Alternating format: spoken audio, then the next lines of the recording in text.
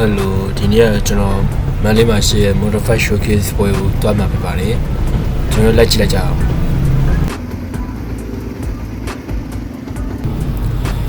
ကျွန်တော်စရောက်တော့ဒီမှာဝင်ချင်းမှာပဲဆိုင်ငယ်ကြီးရရှိအောင် Modify လုပ်ထားရတယ်ပေါ့တော်တော်များရဗျကျွန်တော်တို့ Primary First Experience ဆိုတော့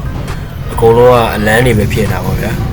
အဲ့ဒါနဲ့ဟို shot ဒီ shot ကြီးနဲ့အကုန်လုံးလှန်နေအောင်ရှောက်ကြည့်ခဲ့ပါတယ်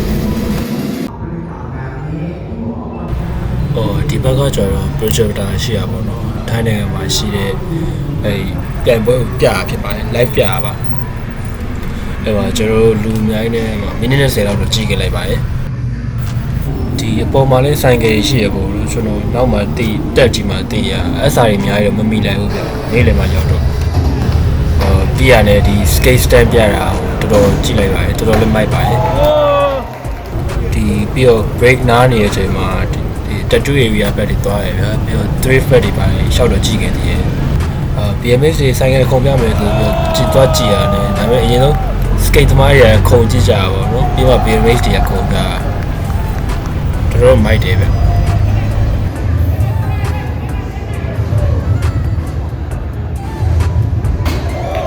ပြီးမှ BMX သမားတွေကဟိုးဘက်မှာသွားပြီး stand ထပ်ပြကြအဲ့ဘက်ကလူရှုပ်နေတော့ကျွန်တော်သွားတော့မကြည့်ခဲ့တော့ဗျာ projector နေပဲကြည့်လိုက်တယ်အဲ့မှာဆိုင်ကယ်အုပ်ထုပ်ကို custom ဆွဲရရဗျာဒီ base ဆိုလည်းဆွဲပြတော်တော်မိုက်တယ်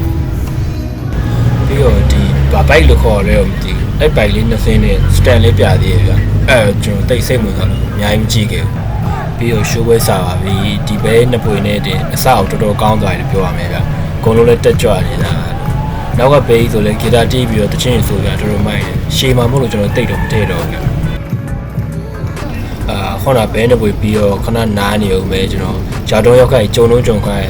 တန်အောင်လို့ပေါ့လို့ဆိုင်ကယ်ပဲပတ်ကြည့်ခဲ့ပါတယ်ဒီနှစ်စီးဆိုလည်းတော်တော်မိုက်တယ်ပဲကျွန်တော်ခုမှပဲမြင်ဘူးပါလို့အိမ်သောရအဲ့လိုလောက်တာရောပဲ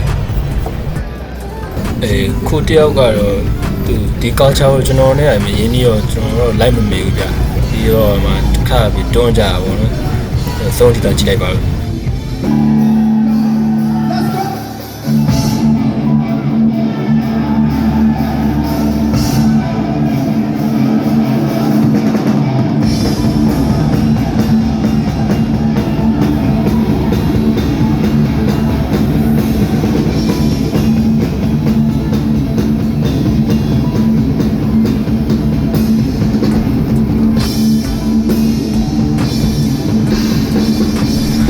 ပြီးတော့ကျွန်တော်လည်းညအထိနေလို့မရတော့အိမ်ပြန်ပါတယ်ဒါပါပဲ